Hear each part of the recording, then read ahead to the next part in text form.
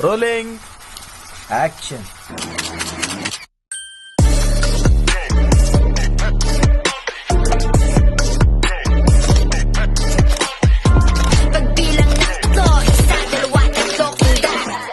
Halo Sobat Inspiratif, selamat datang di podcast Hidupku. Berakhlak, kita ngobrol santai tapi bermakna tentang nilai-nilai yang membentuk kita jadi pribadi dan pegawai yang lebih baik. Saya Tiza, saya ditemani oleh 4 sahabat saya. Halo semuanya, nama saya Christian. Saya siap membahas nilai-nilai yang bikin kinerja kita lebih bermakna. Halo semua, saya Razak. Semoga obrolan kita bisa menjadi inspirasi untuk kalian semua. Saya Arya, saya siap berbagi pengalaman seru dan nyata di lapangan. Saya Dewa, yuk kita dalami ilmu-ilmu berakhlak. Nggak cuma teori, tapi di kehidupan sehari-hari. Kita akan masuk ke segmen 1. Apa itu?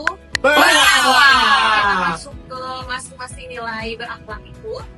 Kita perlu tahu dulu nih, apa itu nilai berakhlak? Jadi berakhlak itu adalah akronim dari berorientasi pelayanan, akuntabel, kompeten, harmonis, loyal, adaptif, dan kolaboratif. Jadi ini adalah core values dari ASN dan banyak diterapkan. Bukan cuma buat ASN ya, tapi ya nilai ini juga bisa banget diterapkan dalam kehidupan kita sehari-hari. Di rumah, kampus, maupun di kantor. Segmen 2 yaitu kupas tuntas nilai berakhlak. Pertama, berorientasi pelayanan. Artinya, kita bekerja dengan tujuan memberikan yang terbaik kepada masyarakat, bukan sekedar menyelesaikan tugas. Nih, contohnya, waktu aku jadi panitia vaksinasi, kita benar-benar usaha antrian rapi, informasi jelas, dan bantu warga yang bingung. Walau capek, tapi puas banget bisa melayani dengan hati. Adalah akuntabel. Jadi akuntabel itu tentang tanggung jawab. Gak lempar-lempar kesalahan, tapi berani mengakui dan memperbaiki. Contohnya itu, aku pernah salah input data laporan. Aku langsung lapor dan revisi, walau sempat tertegang, tapi justru itu dihargai karena aku jujur. Ya, kompeten. Kompeten artinya kita terus belajar dan meningkatkan kemampuan. Dunia kerja berubah begitu cepat. Kita juga harus terus berkembang. Contohnya, aku waktu itu ambil virtualer tanda tanda.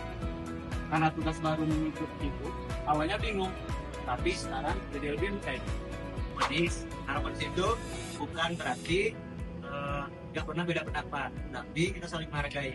Beda pendapat, boleh, tapi tetap satu tujuan. Pokoknya di tim aku ada yang suka kerja cepat, yang suka kerja teliti. Tapi kita sempat debat, tapi pada akhirnya kita cari cara kerja yang bisa melakukan Loyal itu pada setiap tugas, baik institusi dan tujuan bersama. Bukan membela orang, tapi nilai dan misi organisasi. Soalnya nih, waktu kerjaan molor, aku tetap bertahan membantu tim. Walau harus lembur, karena aku percaya sama pentingnya kerjaan.